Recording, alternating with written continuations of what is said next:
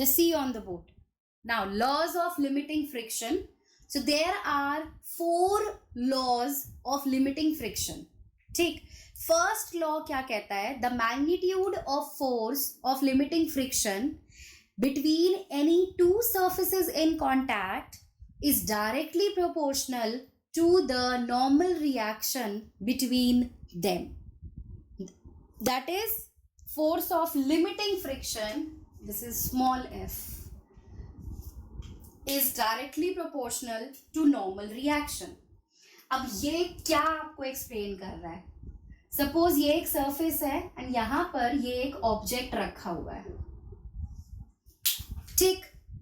इस ऑब्जेक्ट का weight vertically downwards लगेगा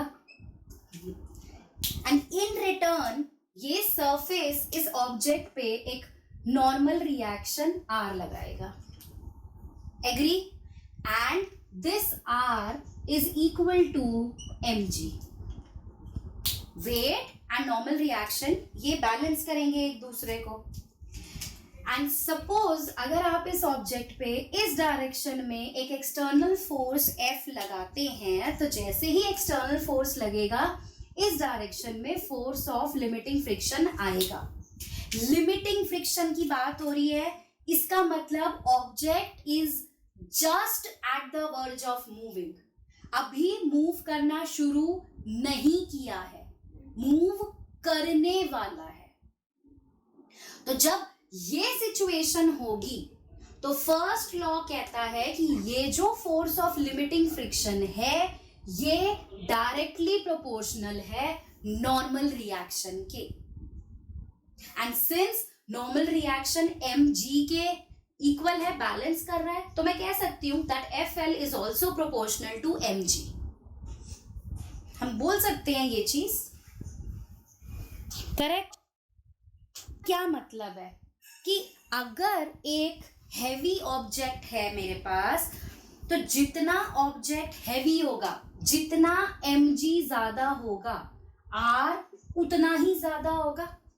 एंड हेंस अगर r ज्यादा है so naturally force of limiting friction भी ज्यादा ही होगा क्योंकि वो डायरेक्टली प्रोपोर्शनल है.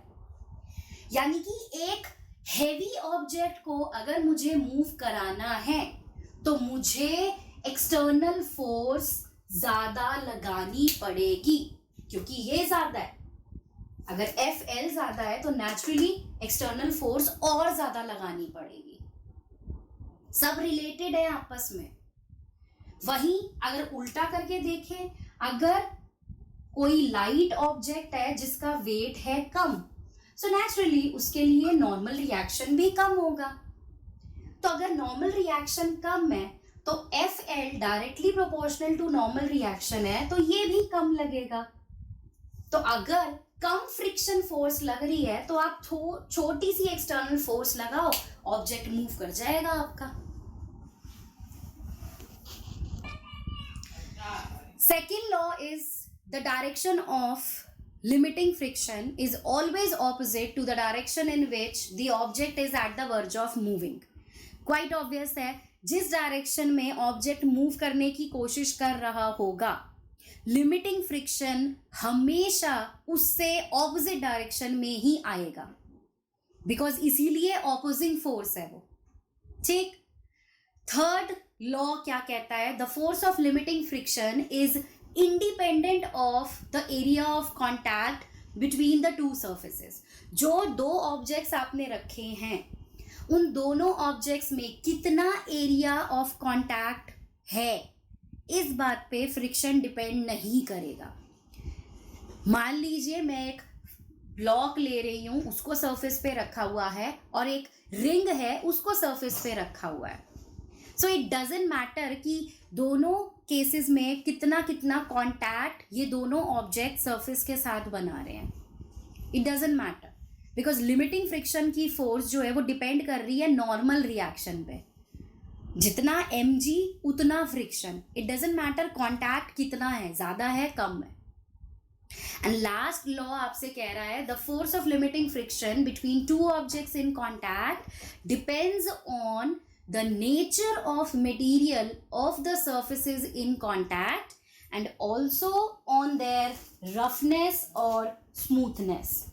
Quite obvious, rough surface होगा friction ज़्यादा होगी, smooth surface है friction कम होगी. ठीक, इसी तरीके से polished है तो कम होगा फ्रिक्शन, नॉन पॉलिश्ड सरफेस है तो फ्रिक्शन ज़्यादा होगा. ड्राई एंड वेट ले सकते हैं. मान लो एक ऐसा सरफेस है जिसपे सैंड है तो उसमें फ्रिक्शन ज़्यादा होगा. एक दूसरा सरफेस है जहाँ पर आइस है, उसमें फ्रिक्शन कम होगा. So friction it depends on the nature of the surfaces in contact. So these are the 4 laws of limiting friction. So now we will consider the first law of limiting friction.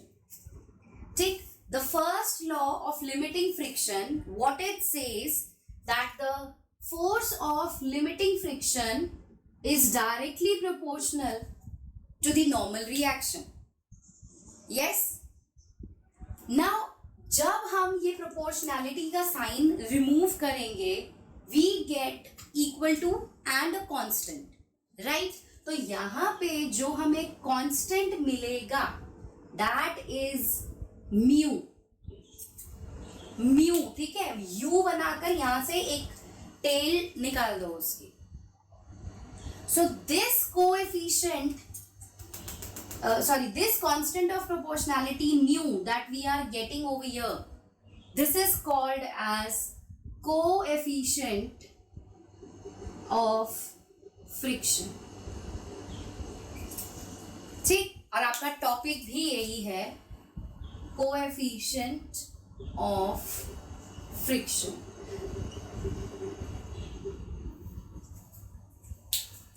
तो यहां से अगर हम mu निकालें, so we get F over R या FL over R. And since ये coefficient of friction जो है ये लिमिटिंग फ्रिक्शन के लिए है, तो आप यहाँ पे भी L एक सबस्क्रिप्ट लगा सकते हैं. तो यहाँ से हम कोएफिशिएंट ऑफ लिमिटिंग फ्रिक्शन को डिफाइन कर सकते हैं. कैसे? Coefficient of limiting friction between any two surfaces in contact, right? It can be defined as the ratio of force of limiting friction to the normal reaction between the two surfaces.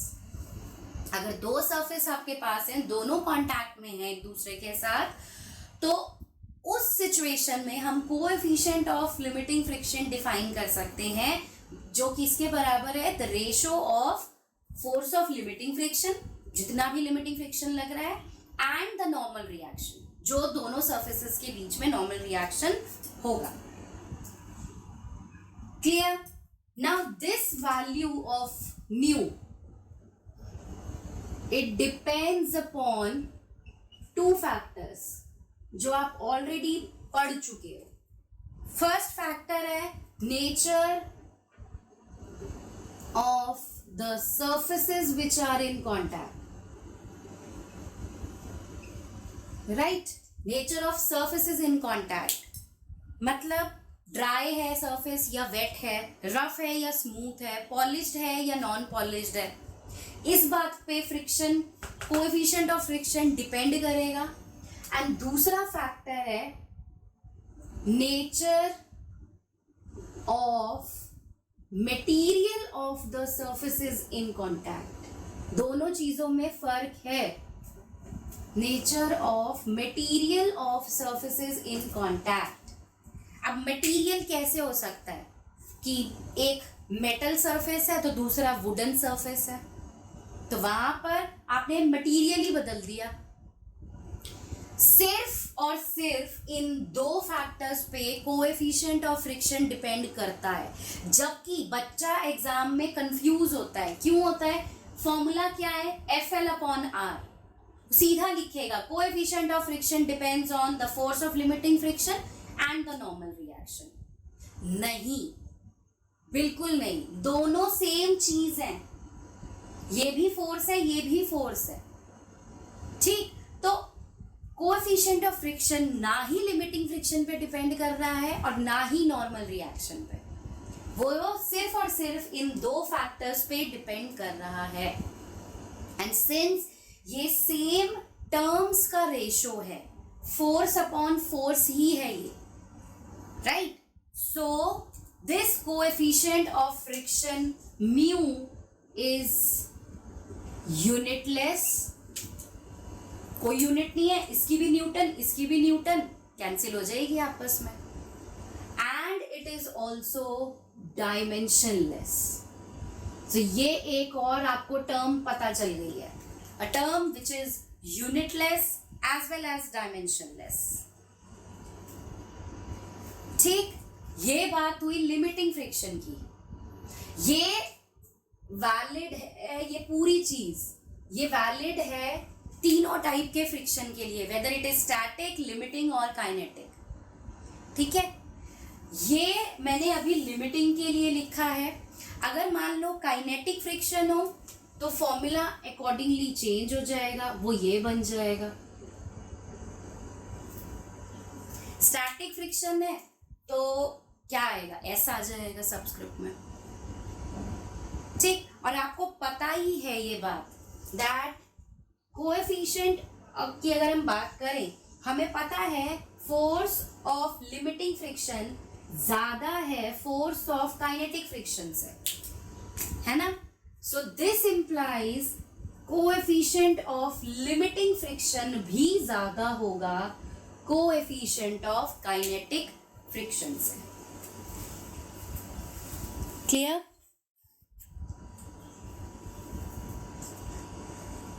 भाई दिख रहा है ना हमें, mu depends on nature of surfaces in contact. So if I take a surface which is full of sand and if I take a surface which is full of snow, so naturally coefficient of friction sandy surface का ज़्यादा होगा. And जिस surface पे ice है, snow है, उसका coefficient of friction कम होगा. And hence जब coefficient of friction ज़्यादा है तो force भी ज़्यादा होगी, force of friction वो भी ज़्यादा होगी. ठीक, so just remember this. Now angle of friction, what it is, suppose there is a surface and on this surface there is an object, ठीक है, which is in contact with this surface. इस object का जो weight है that will act vertically downwards. Let's say weight mg acting downwards, and hence the normal reaction will be in vertically upward direction. Clear? Suppose इस object पर हम इस direction में एक external force F लगा रहे हैं, ठीक है, we are trying to move this object in this direction, and let's say the object is just at the verge of moving. So opposite direction में there will be a force of limiting friction. Correct? इस direction में force of limiting friction लगेगा because the object has not yet started to move, it is about to move. अब अगर हम इन दोनों को ध्यान से देखें, FL और R को, ठीक है, तो यहां पे अगर मैं एक डॉटेड लाइन ड्रॉ करूं, so this constructs a rectangle, a parallelogram. So यहां पे इसका रिजल्टेंट क्या होगा? There are two forces R and FL. So the resultant of the two forces will be what? The diagonal. Yes or no? This will give you the resultant. Correct? So angle, अब angle of friction क्या है? Angle of friction ये वाला होगा. This is angle theta, which is angle of friction. Angle of friction is defined as the angle which the resultant of force of limiting friction and normal reaction makes with the direction of normal reaction. Angle of friction कौन सा angle है? Angle of friction वो angle है जो resultant बना रहा है. किसका resultant? Force of limiting friction और नॉर्मल रिएक्शन का. किसके साथ? नॉर्मल रिएक्शन की डायरेक्शन के साथ.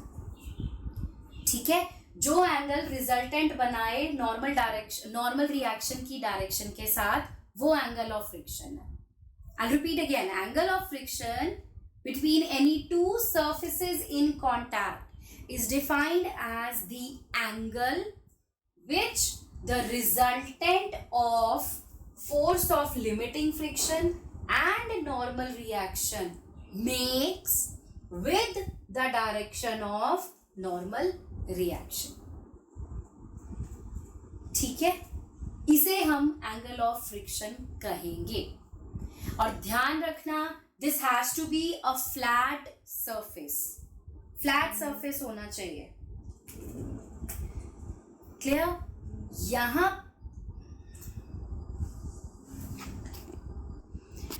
ठीक है. So angle of friction it is denoted by a letter theta, and angle of friction it depends only on two factors.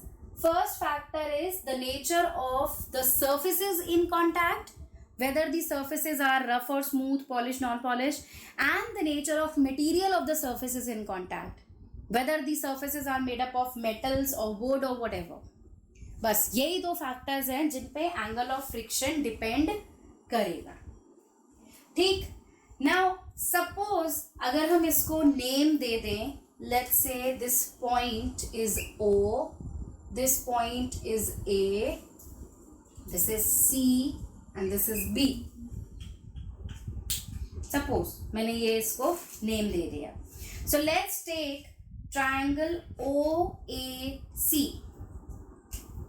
So in triangle OAC, ये वाला बाहर वाला triangle ले रही हूँ. ठीक है, ऊपर वाला. What is tan theta? Perpendicular over base. अब यहां पे ये 90 डिग्री है. Correct? So what is the perpendicular over here? AC, and base is OA. Yes or no? Correct है?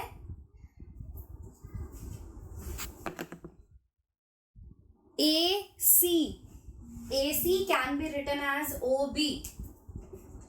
This becomes OB upon OA. Now what is OB?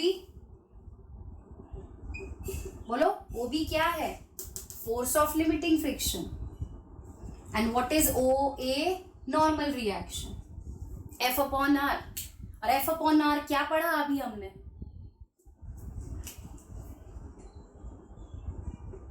mu, coefficient of limiting friction.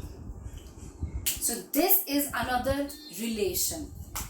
Coefficient of limiting friction between any two surfaces in contact is equal to the tangent of the angle of friction between them.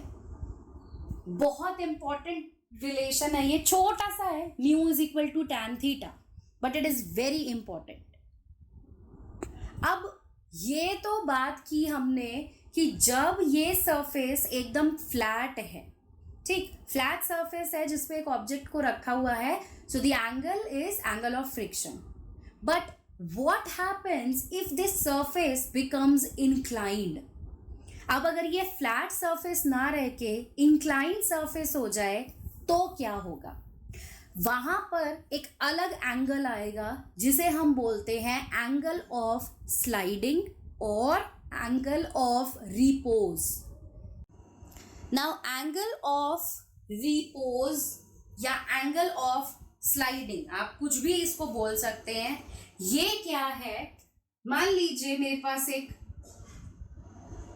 Surface था, मैंने उसको ऐसे एक surface था, अब उसको हमने ऐसे करके टिल्ट करा, एक इंक्लाइंड सरफेस बना दिया, ठीक। और यहां पर ये ऑब्जेक्ट रखा हुआ है, क्लियर। एंगल ऑफ रिपोज या एंगल ऑफ स्लाइडिंग, ये क्या होता है? ये एक ऐसा मिनिमम एंगल ऑफ इंक्लिनेशन है, ये एंगल कहलाएगा एंगल ऑफ रिपोज, ठीक। एंगल ऑफ रिपोज को अल्फा से इंडिकेट करते हैं। सो एंगल ऑफ रिपोज वो मिनिमम एंगल ऑफ इंक्लिनेशन है जो किसके साथ बन रहा है? एक हॉरिजॉन्टल के साथ, जिस पे अगर हम एक ऑब्जेक्ट को रखें, so this object it just begins to slide down. समझ आया? मतलब मान लो कैसे बताऊं, ये बताती हूँ, चलो देखो, ये एक फ्लैट सरफेस है, ठीक। इस फ्लैट सरफेस पे मैंने सपोज करो ये ऑब्जेक्ट रखा हुआ है, ठीक है। अब यहां से इसको मैं एक इंक्लाइन प्लेन बना रही हूं, जैसे ही ये इंक्लाइन प्लेन बना, अब देखो ये अभी भी नहीं गिरा, ये अब गया, राइट। तो एक ऐसा एंगल ऑफ इंक्लिनेशन जिस पे ये ऑब्जेक्ट जो इसके ऊपर रखा है ये जस्ट स्लाइड करना शुरू कर दे, तो उस एंगल ऑफ इंक्लिनेशन को आप एंगल ऑफ स्लाइडिंग या एंगल ऑफ रिपोज बोलोगे, ठीक है। मैं एक बार आपको प्रॉपर डेफिनेशन इसकी बोल देती हूं। एंगल ऑफ रिपोज और angle of sliding is defined as the minimum angle of inclination of a plane with the horizontal such that an object placed on the plane just begins to slide down, just ये slide करना शुरू करे, तो जो angle of inclination यहाँ पे बनेगा वो एंगल ऑफ स्लाइडिंग है। स्लाइड करना शुरू करे, ऐसा ना हो कि झटके से बस स्लाइड करके चला जाए, नहीं, जस्ट बिगनिंग हो उसके स्लाइड करने की, ठीक है। इस एंगल को हमने अल्फा से इंडिकेट करना है, और अल्फा भी इन्हीं दो फैक्टर्स पे डिपेंड करता है। Alpha also depends on these two factors, nature of surfaces in contact and nature of material of the surfaces in contact. Clear है? Now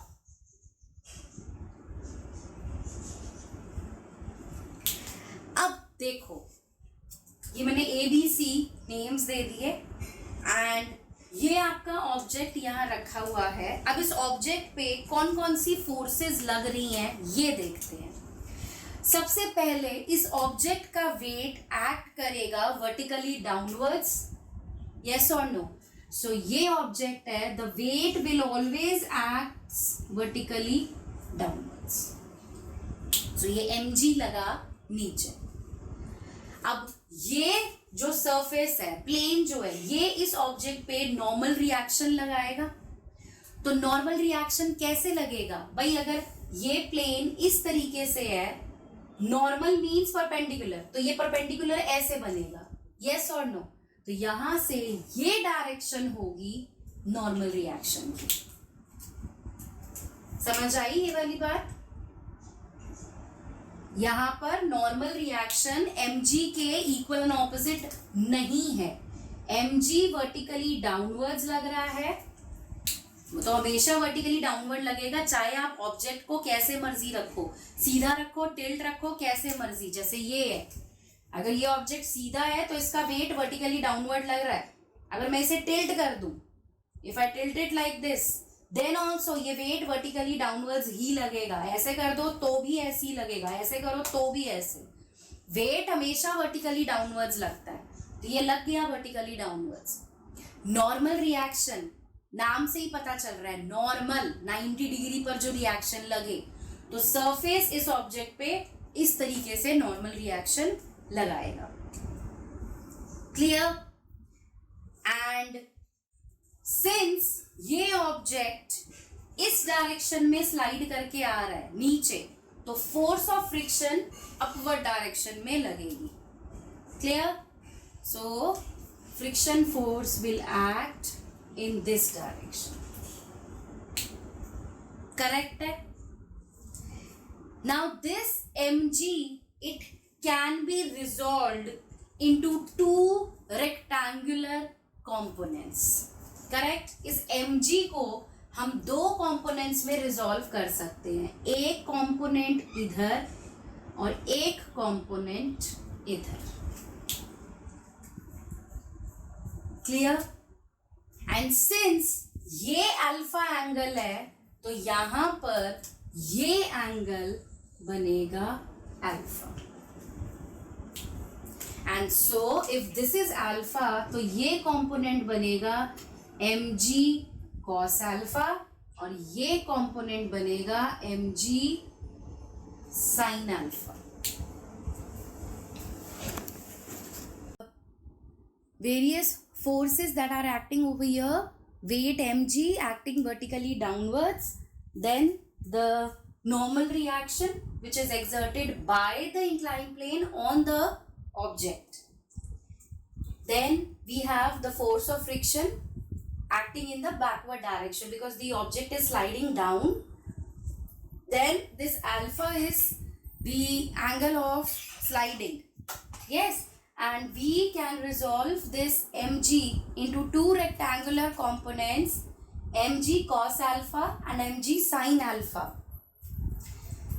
Now, I hope this F, it is acting in backward direction, whereas mg sin alpha is acting in the forward direction. So we can say that this F is equal to mg sin alpha. Similarly, R is balancing mg cos alpha. Correct? So we can take the ratio of the two and we get F by R is equal to mg sin alpha upon mg cos alpha. Correct? So now this mg and mg, they get cancelled up. Sin alpha by cos alpha becomes tan alpha. Yes or no? And this F by R is what? Mu, the coefficient of friction. So we get one relation between mu and alpha. The coefficient of limiting friction, because हम यहाँ पे limiting की ही बात कर रहे हैं. The block just begins to slide down. यही definition है, right? So the coefficient of limiting friction between any two surfaces in contact is equal to the tangent of the angle of sliding or the angle of repose between them.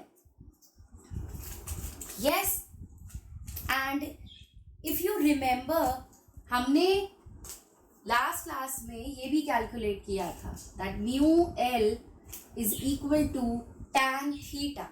Coefficient of limiting friction is also equal to the tangent of angle of friction between the two surfaces in contact. Yes, और एक अभी ये निकाला है. So from here we can conclude that tan alpha is equal to tan theta. And if the angles are small,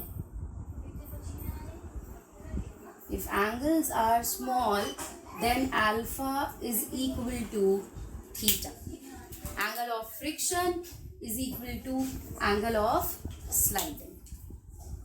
तो यहाँ से ये क्या बता रहा है आपको कि चाहे एक